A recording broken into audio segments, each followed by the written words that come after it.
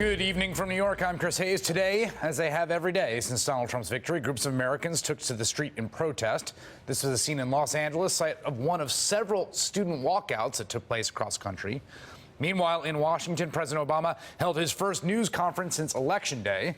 The president striking a relatively positive tone while also suggesting the president-elect is in for a wake-up call. This office has a way of waking you up, and those aspects of his positions or predispositions that don't match up with reality, he will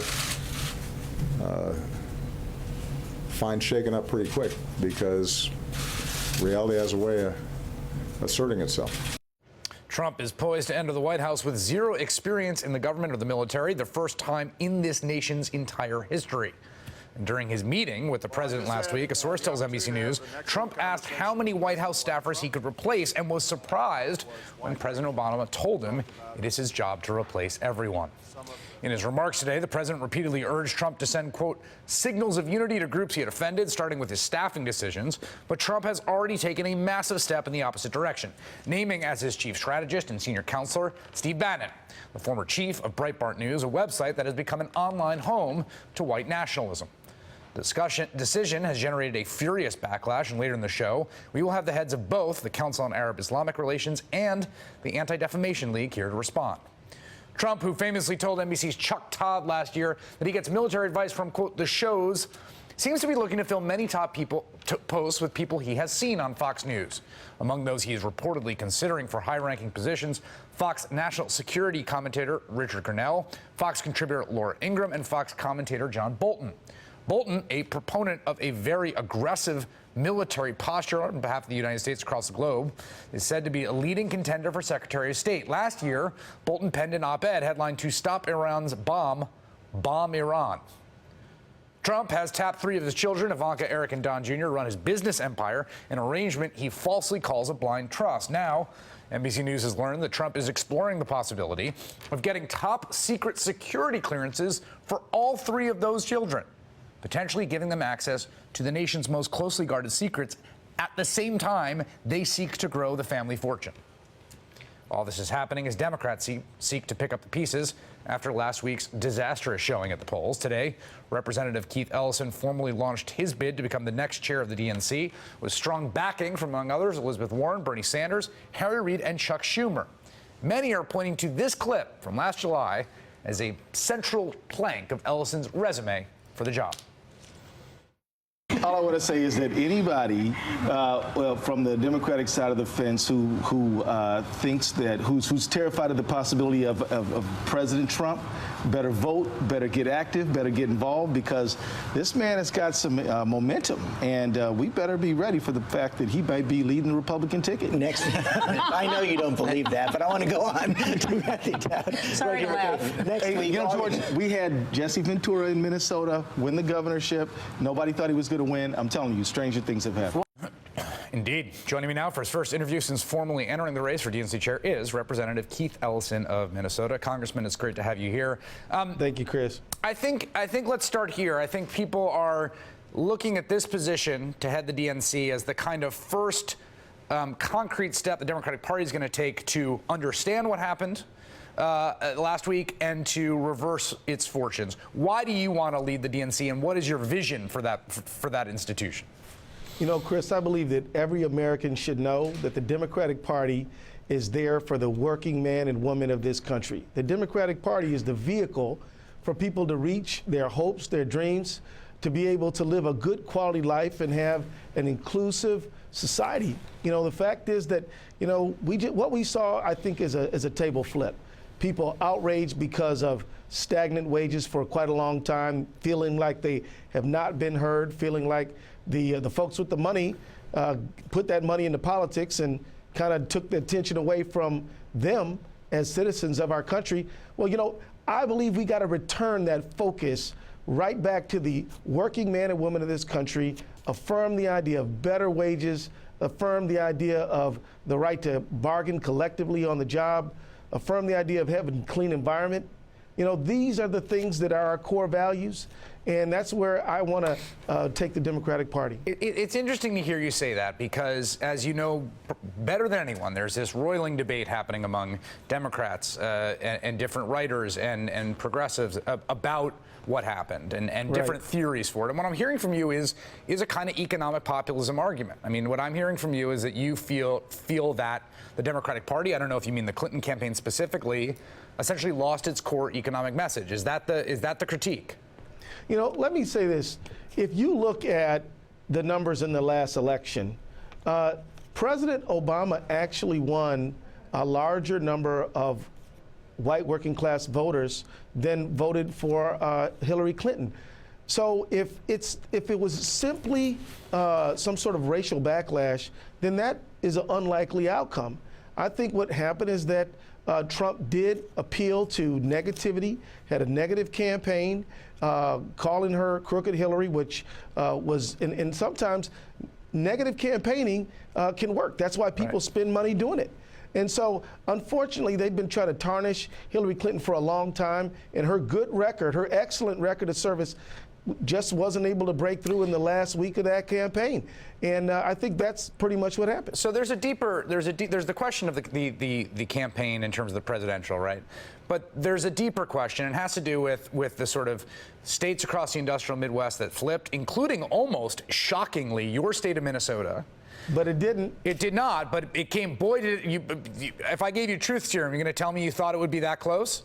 No, I did not think it was going to be that close, but I will tell you that in my district, the 5th Congressional District, we got over 250,000 votes out, and because of that, we helped keep our state blue. Let me ask you. No, but they did a good. You know, it was tougher than I thought it was going to be. Let me ask you this though, because of the kind of district you represent, which in some ways is it's a urban district, it's a heavily Democratic district.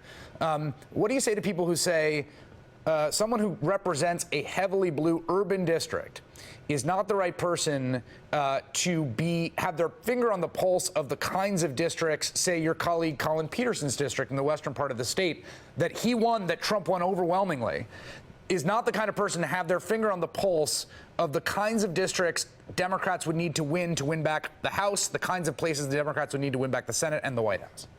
Well, let me tell you, I go out to the 7th Congressional District of Minnesota all the time, sit down with people, diners, talk with folks, and have a great relationship with Colin. He's a very good friend of mine. I go down to Iowa, Wisconsin. I'm born in Michigan and go there frequently. I think I got my finger on the pulse of what Democrats and Americans, more importantly, want from their government, which means that the thing that unites all of us is everybody wants to make a good living. And I think when you see a Trump candidacy and now president-elect trying to use differences of religion and race to divide people, you know, sometimes that can work in the short term. But I believe a message of solidarity and economic opportunity and prosperity is going to win out. And that's what the Democratic Party stands for. And that is where we're going to have our focus. Voter turnout, strengthening the grassroots, and making sure that every working man and woman knows the Democrats are on their side. I want to ask you criticisms coming from a number of different directions. And the first, the GOP, the Republican Party put out a sort of oppo file on you, essentially accusing you more or less of just being a real a lefty. You want single payer, you voted for the progressive budget, which would have raised taxes. Your positions are too far to the left and extreme. What's your response to them? My response is that, you know, there's absolutely no Democrat at all that would be acceptable to them. They focus. Fair point. They're not going to put out a statement saying we applaud the new head we of love this guy. the DNC. That's not going to happen. So, you know, I don't think their criticisms can be taken seriously. They basically specialize in trying to run down people's character. That's their main political weapon, is character assassination. And I'm going to tell you, you know, we're going to be fighting back to make sure that the focus is on the people and their quality of life, not them and their character assassination machine. Howard Dean, of course, former Vermont governor, former chair of the DNC, who says he's a friend of yours, a supporter of yours. Great guy. As a Congress, I know you guys have a good relationship. He basically made a very practical, kind of logistical argument. He's running for DNC chair, that it's just an impossible job to do while you're sitting member of Congress. Take a listen. Look, I like Keith Ellison a lot. I went door to door with him for his very first election. I think his politics is great. I like him. I don't believe you can have this job and have a seat in Congress or or the governor's office. And you got this job is 80, 90 hours a week. You can't do both. What do you say to that? You know, the real issue is vision. Where are you going to take the party? My vision is to focus our attention on strengthening the grassroots, put our priority on voter turnout, and to campaign, 365 days a year, and then talking door to door with people in their neighborhoods and in their communities.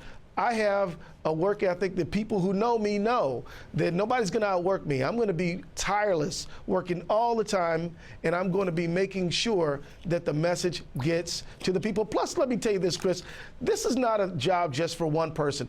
We're going to raise and inspire millions of people all over this country. Anybody who thinks that this is just one guy who is going to do everything, it's not true. My vision will be to empower people across the grassroots, and that's why I got support of folks, who are DNC members, 4 party chairs from all over this country supporting me already, because they know I'm going to be making them, helping to empower them to strengthen people in their state, their county, their precincts. That's the real point. Let me conclude on this. You're one of 2 practicing Muslims in the United States Congress.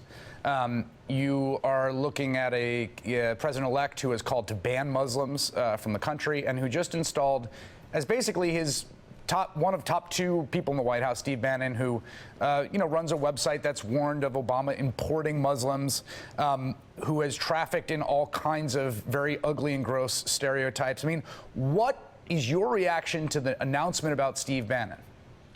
Well, personnel is policy, right? I think Elizabeth Warren said that when you appoint certain people, you're telling us what your administration is going to be about.